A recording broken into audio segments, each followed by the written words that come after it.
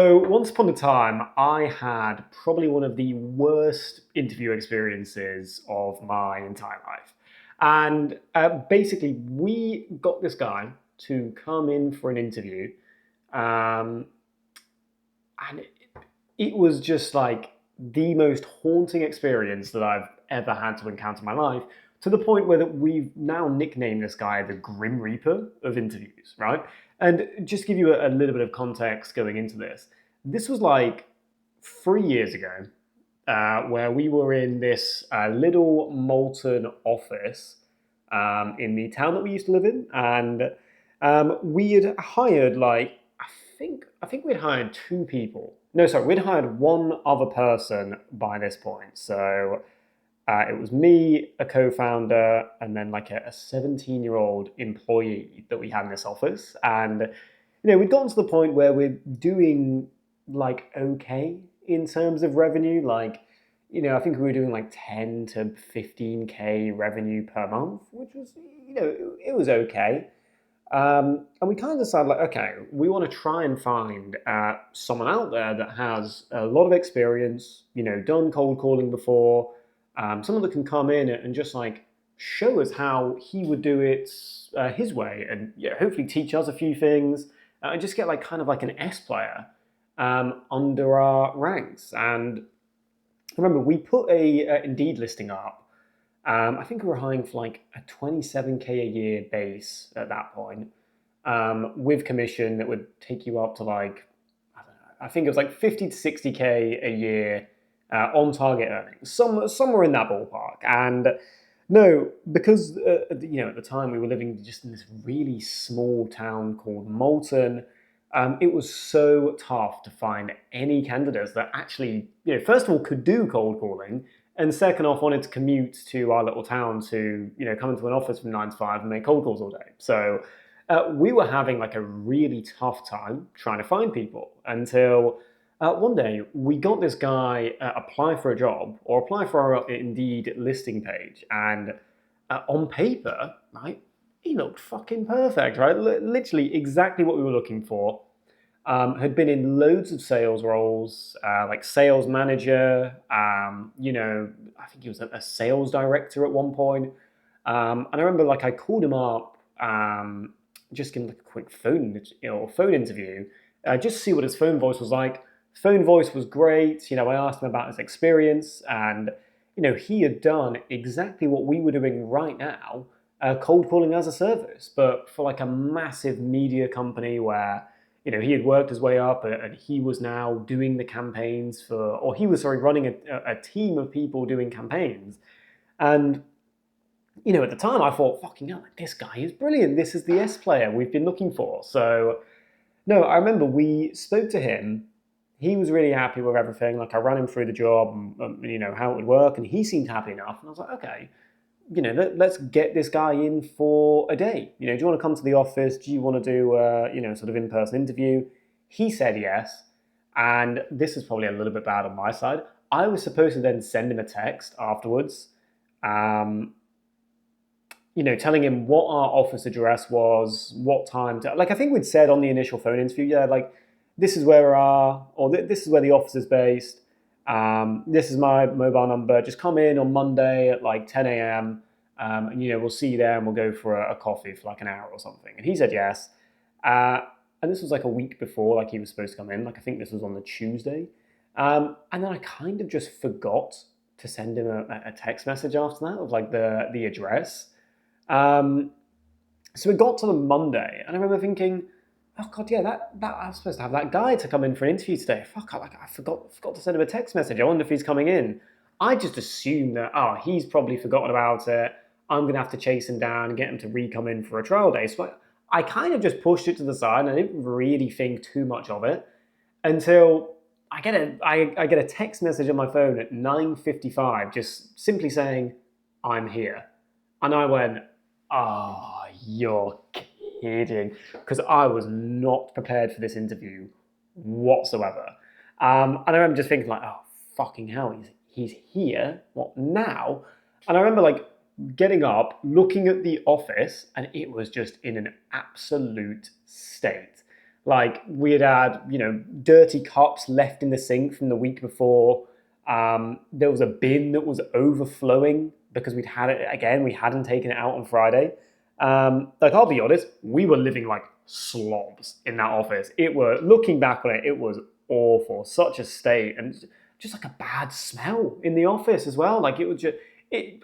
I'll be honest, it was not a nice place to work. Um, well, maybe I don't say that. Look, it was a nice place to work, but not a very nice office. Let's put it that way. So, no, when I saw that text come from my phone saying I'm here, oh my god, like a cold sweat literally shivered down my spine when I heard it, and I literally got up and went, shit, right, quickly, guys, clean the office, like clean the office right now, like quickly, like stop whatever you're doing, right, clean it quickly. It's like when you know you've got a friend coming around and you've got to do like literally like the quickest clean of your entire life to just make it like manageable, like just hide the shit. Was like my number one thought. Like fucking hell, like I cannot get this guy's first impression of coming in here being an overflowing bin, a bad smell, and an overflowing sink as well. I was like, oh my god. So anyway, I got them to like quickly clean the entire office. I went downstairs to go and meet him. I'm there. I'm shaking his hand. I'm stalling him. He turned up wearing a nice suit. Looked really presentable, and I was like, here we go. So I'm out there like stalling him for a couple of minutes, just like, oh yeah, man, how you doing? Like, what do you think of Molten? Just thinking like, God, quick, I need to buy some time so these guys can clean the office upstairs. But no, anyway, I stalled him for like 2 or 3 minutes, and I'm like, oh yeah, we'll tell you what. Do you want to go up for to the office real quick? I'll show you around. I'll get you to meet the team. He said yes, and I was like, oh, perfect. I'll tell you what, the worst part about this office that we were staying in is it was on like the third floor, and there was like no elevator to go up there, so you just had to go up like 4 flights of stairs to get to our office building. It was awful. So I was like, oh yeah, right, come on in, and it's like, oh, I hope you like stairs. So anyway, we have to walk him up 4 flights of stairs to get to the office. Walk in. Thankfully, it is in good condition, but like, you know what? It was so apparent to me when I actually had to show like this guy around who was a little bit older, right? Like I think he was quite old actually. Like he was over 50, right? He was over 50, so he was getting up there a bit in age. And it was just like so apparent to me when I was showing this guy around our office of how much it was not giving off a professional vibe whatsoever. Like I walked him in, the office was just old, right? First and foremost, it was just an old office. The paint was old. The layout was really weird as well. But anyway, took him up. He's like, "Oh yeah, can I just nip to the toilet first?" I was like, "Yeah, yeah, of course, right. Just down the hall and on your right, because we had our own office or our own little toilet in the office as well." And then as I sent him across, I'm thinking to myself like, "Oh shit," because he gets into the office or he gets into the toilet, and I realise again another thing that just that I completely forgot about is that we had this stupid picture of like a lion like on the toilet, like reading a newspaper, pretending to go to the toilet, like hanging up like a massive like A3 picture of this lion pretending to go to the toilet, hanging above our toilet. And I remember just like the thought of a 50-year-old man walking into our office, seeing like two 20-year-olds running the business, asking to go to the toilet, and then just seeing a lion taking a shit above the toilet. I remember just thinking like, oh my god, like we have got to sort this place out. Like this is crazy. Oh my god, it was awful. Anyway, so he then comes out of the toilet, and I'm thinking like, oh yeah, so yeah, let me show you around the office. So I walk him into the other room, and I introduce him to our our one employee, a 17-year-old girl. This is Imogen. Hiya, nice to meet you. And then again, like I remember, just like as I'm walking past the hall, we had another picture of like a lion. Looking back on it, why do we have so many pictures of lions? Like a lion hanging up on the wall that just says, "In order to become the 1%. You must do what the other 99% of people won't do. And it was just like one of those really cringy, like alpha male posters you see all the time. And again, like I tried to make a joke about it to him, like, oh look, yeah, we've got this poster here for motivation, like all about becoming the 1%. I remember he was just stone faced, right? The entire time I was with him, like just literally just stone faced, right? It was, oh my God, just such a grueling experience. But anyway, managed to get through that. And I'm like, oh, well, I think my co-founder's in the meeting room. Do you want to just like go for a coffee somewhere? And he says, yeah, of course. Yeah, yeah, let's do it. Let's go for a coffee. I'm like, oh, perfect. So I take him out of the office. I'm walking down the street just to our little local coffee shop that we've got. It's like a minute or two away. And no, I sit him down, right? And the barista comes up and says, oh, what can I get for you? I say, yeah, I'll just have a cappuccino. And he just looks and he just goes, yeah, nothing for me, thank you. And I'm just sat there like, oh, right. You sure? You don't want anything? He's like, no. So I'm like, now I feel awful, right? Because I've taken you out for a coffee and you're not even ordering one. It's just me sat down drinking a coffee. But anyway, right? This is where it gets bad, right? This is where, oh my God, like I have nightmares about this coffee shop experience that I had. So anyway, the barista goes away, starts making my cappuccino, and I'm sat down and I'm like, I try to like a minute small talk with him, just to like try and lighten the tension. Because bear in mind, right, this guy has not smiled once, right? Since meeting him, he has like not even cracked the corners of his mouth to even pretend like he's about to smile. Like it has just been straight, like what I can only describe as like an angry look. He looked like an angry old man. And anyway, I tried to like lighten the mood a little bit, just like, oh yeah, so you're not a big like coffee drinker? Oh, personally for me, like I love coffee, I just can't get enough of it. Like trying to do anything to fill this conversation with something. And he goes, yeah. So anyway, let me ask you this, right? And I remember, swear down, right? This is what he did. He turns to me, and goes, yeah. So anyway, tell me everything about Everest. And like he clasps his hands together, pulls this move, right? The like finger staring guru pose, right? Just looks at me and goes, tell me everything. And I just remember like trying not to burst out into laughter. Just like, what on earth is going on? What is happening? Like literally, what on earth is going on? And bearing in mind, we were in this coffee shop for the next 15, 20 minutes or so.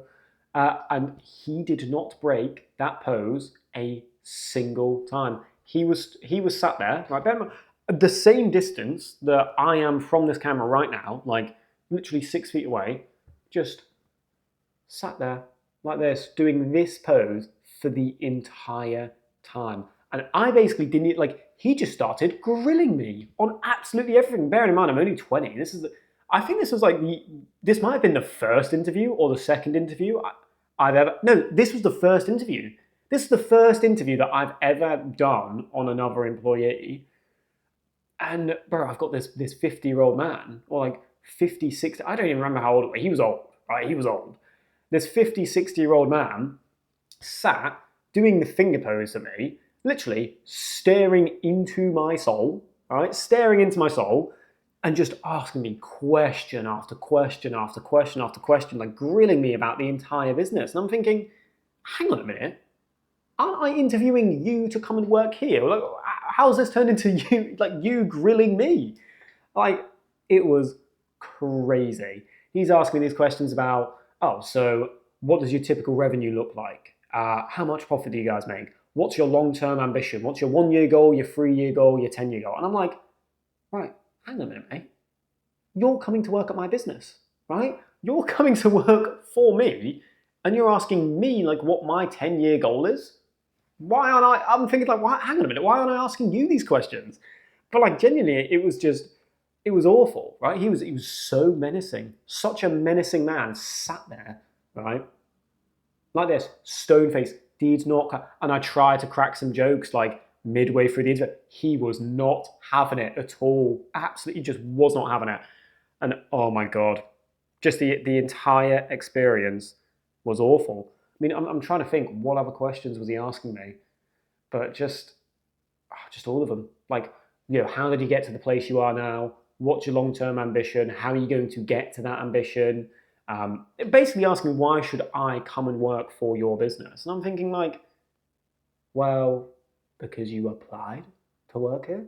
You saw the Indeed listing and you have applied to come and work here. Like, that's why. But anyway, right? I finally make it out of this 20 minutes interview that I'm sat here doing. Um, just again, still having nightmares about it. I'm like, oh well, tell you what, why don't we head back to the office? I'll get you to meet my co-founder. I'm sure he'll have a couple of questions for you as well. So I take him back to the office, and my co-founder Ollie, he's done with his meeting that he was in.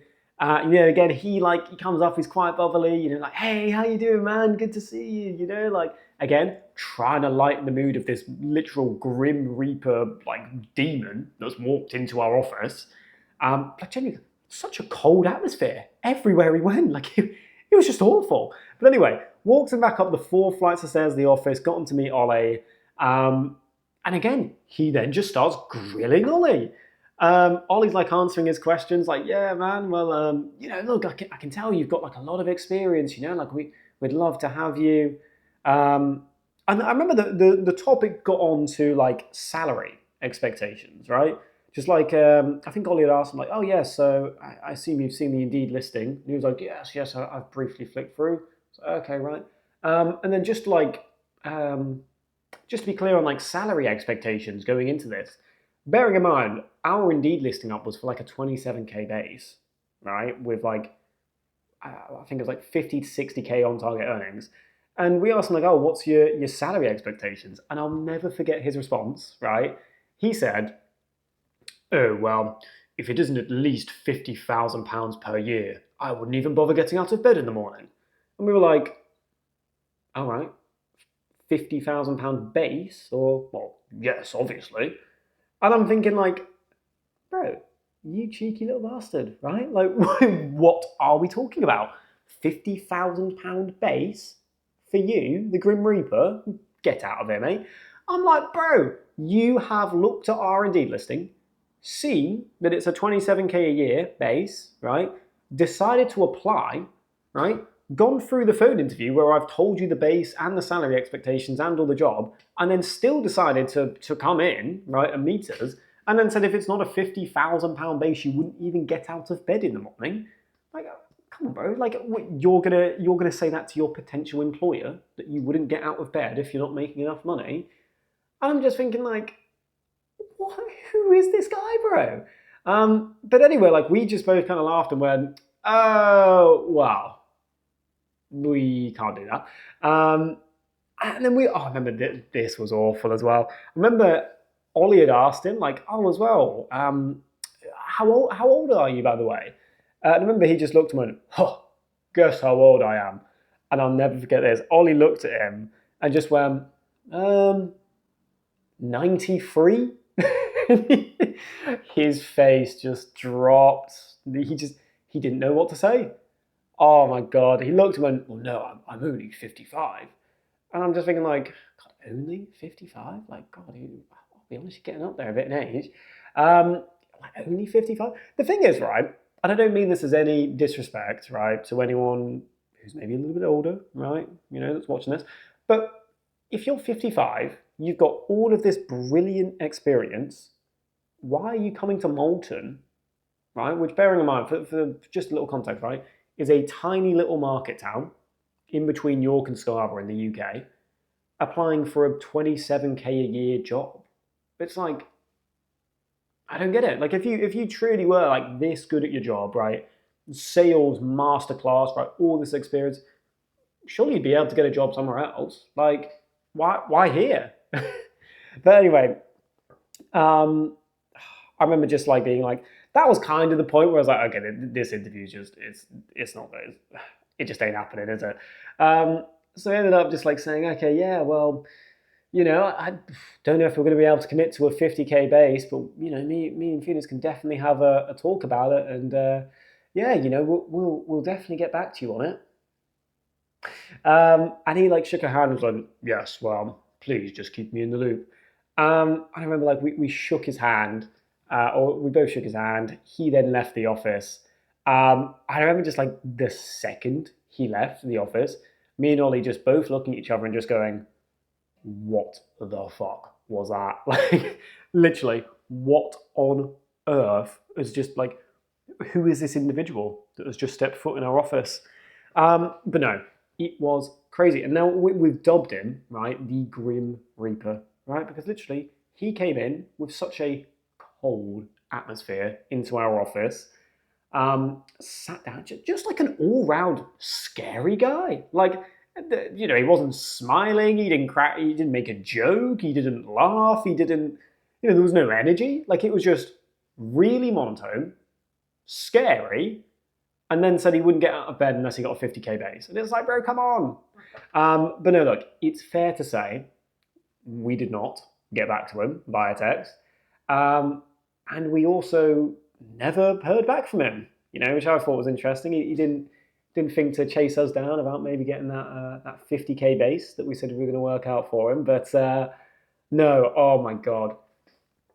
It was just such a grueling experience that I'll never forget. If there's a lesson in this, right, first and foremost is prepare for your interviews, right? If you're doing one for the first time, at least have some questions that you that you want to ask this guy, because I did not. Right, I went into that just thinking like, oh, yeah, I'll just do this off the dome, What a horrible mistake. I don't know. That's like the only life lesson. The guy was just weird. Okay, like I'm trying to think of like a life lesson of like maybe I was in the wrong for it, but like this guy was weird, right? He was weird. He came in, was super overqualified for the job, applied for a really low base, grilled me about the business, and then when he didn't get a 50K base, he just left, and I never heard from him again. Just an all-round strange experience, but yeah, that was basically the story of my first interview I ever had to conduct. Still gives me nightmares to this day. I wonder if I'd die.